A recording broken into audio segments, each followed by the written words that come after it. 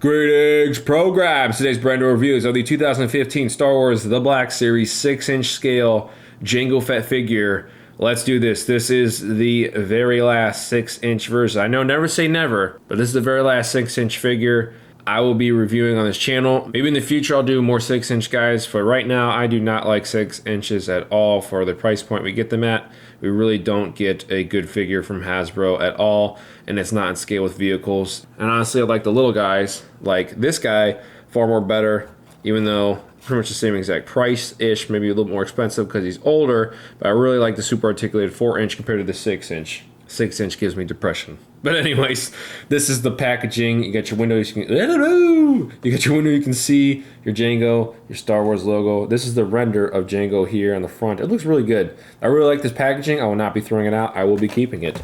Here is the side. When you go to Walmart and not find him, you can see what number he is. He is number 15. Kind of sad. 15 is not really one of my favorite numbers. And the other side, you can see the window here, as well as Jango Fett. So you can also look for that text because you're not going to see the gray on black Jango Fett on the side here. On the bottom, of course, I'll get close and show the bottom barcodes and all that good stuff. Text, you can pause, read that if you like to. Then here is the back. You got your hook, you got your logos, your numbers, and then here's the text, which I'll show you right there, and multilingual, as well as a render that's kind of grayed out on the right hand side. Down the bottom here, more text, websites, logos, all that good stuff. So when you open up Jango, he's going to come like so. He's going to have a helmet removable, very cool. A head scan that looks pretty much just like him, even though the face paint doesn't look that great, including no paint on the lips at all. He's going to have one gun there, an extra gun there, and that's pretty much it. It might be tied in, but because I can't wait to do reviews, I did not include the ties for this part of the unboxing. So really quick, getting the measurements of Jango Fett height-wise. He is like right under 6 inches tall. You can't tell because of this angle, but he's about 5 3/4 inches tall. And then with the helmet on, as he falls over, he'll probably be a little bit taller. Yeah, he's about 1/8 of an inch less than 6 inches.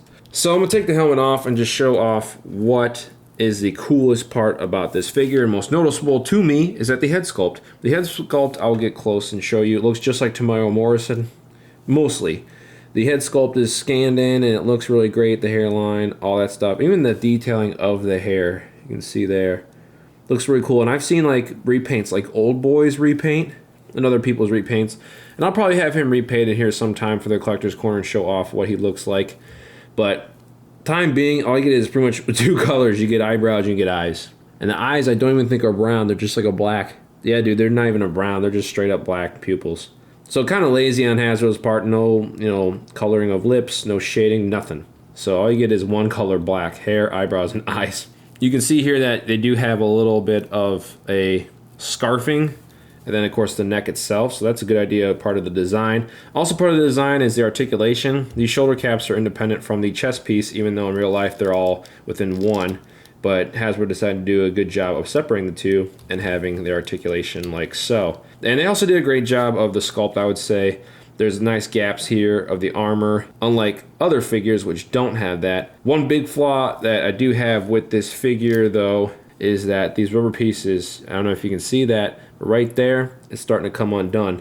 So over time, that's going to pretty much break. I only done a couple poses and messed around with them, and he's already starting to fray. So that kind of stinks. The figure arts version does not have the attachment, even though this is accurate. The figure arts did a better job of kind of just molding it and then stopping it, so you can move around, you can swivel, and you can Jean-Claude Van Damme without worrying about breaking that. But they did a good job. You have a bicep swivel also on the design, but these cords aren't like prohibiting the movement of the bicep swivel, as well as you have an elbow hinge.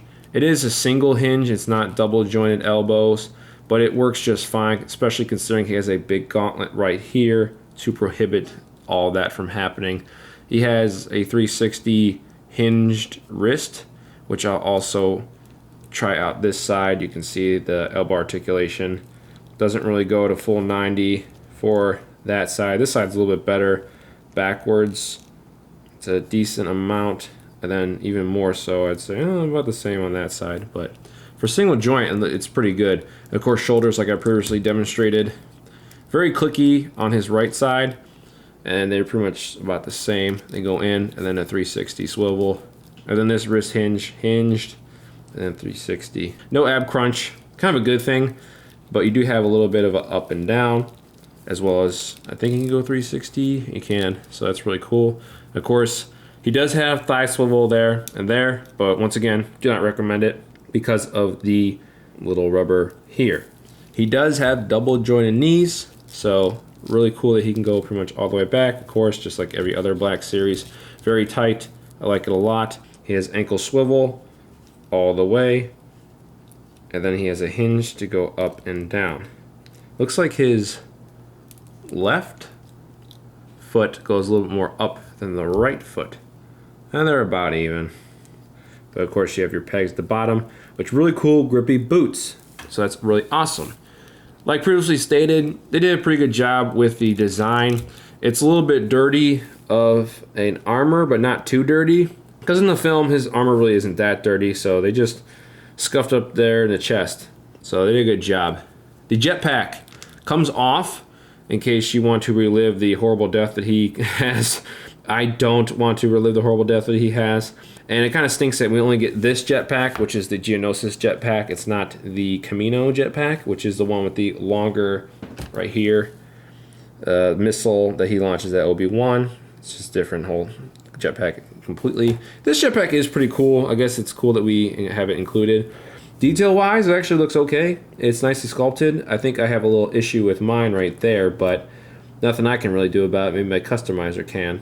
But you have little prongs and stuff to go into the back, and it kind of just hooks in, and it doesn't really twist on you, which is great because of these two hooks here. If it had just that, which is kind of like a hexagon, I don't know my shapes, but that's just like a circle. So maybe if that was a shape to a shape, you wouldn't really need the two hooks there. But pretty cool otherwise. His blasters look pretty sweet. They look pretty accurate to the film, no matter how much of the warping you're going to get inside of the packaging. You got your really shiny metallic silver, and they got like a little bit of an off teal, just saturated there on the grip hand of the blaster. So it looks really cool. The detailing is really nice. And over here, they did little paint the dart that he has. I guess that's a A+ effort. And the really cool thing about this belt, I really like it. You got the holes for the holster, and the guns, the blasters, go in the holster. So that is actually really, really cool. And I'll put this one in here. And then the back of the detailing is really cool for the belt, even though you really don't notice it, as well as the back armor. You can really see the sides there, the little wrinkles of his under chest there for the armor. Really nice, and of course this backside, which you really don't see. That's really good detailing and attention to detail by Hasbro, as well as the pants here all wrinkled up. I have a couple paint defects on this figure. One is a big strip right there, not too big of a deal, but a big problem for me, even though I'll probably get it, customized later. So many paint defects on the damn helmet. The helmet looks really cool. I do have a problem with it. The visor is a little bit thin, but of course you can see all the paint defects. 1, 2, 3, 4, 5, 6. That could be damaged. 7. And that probably could be it. But alas, he has his antenna. It does not go down. It's probably a good thing. It'll probably break at 6 inches. But overall, the helmet, the bucket looks really cool. Of course, you have the detailing there. The only problem I have, I think those are supposed to be painted. The arrows, I think. Of course, they dirtified up the armor. But if you throw him in his really awesome and my favorite pose, which is like him doing this, when he's looking at Obi-Wan on Camino, that looks really sweet. They did a fantastic job with this. Even if, well, this is the Geonosis version because he has his dented helmet, which I think happens when he goes into his Slave 1 and hits his head on the top as it's coming down on him. So I'm going to give the 6-inch Black Series Jango Fett figure out of 10. I guess if I forgive the paint defects, the only real issue I have is the face paint and then that guy. So taking off 2 points for laziness of not putting enough face detail paint, and of course this rubber, which I don't think they tested. I'm gonna give this 8 out of 10. It gets a love to seal of approval. This figure looks really great, has pretty good articulation. It looks sculpt wise really great. Paint mostly great. Really cool removable backpack. blasters look great, and they can fit inside of the holsters. I really like this figure. This figure kicks a lot of butt. So if you like this video, give it a like. Subscribe down below if you aren't already subscribed. Stay tuned for the latest and greatest from this channel. Do you guys have this 6-inch Black Series Jango Fett? Do you have any paint defects? Let me know. I have a lot of paint defects. Also, what do you think of this figure? Let me know in the comments down below. Thanks guys very much for watching. End of line. I'm Brando and I fight for the users. Thank you for choosing CRS. On right. Greetings, programs! Today's Brando review is of the 2012 Star Wars Phantom Menace Darth Maul Vintage Collection 3 3/4 inch figure from Hasbro. Let's do this. I just want to double check.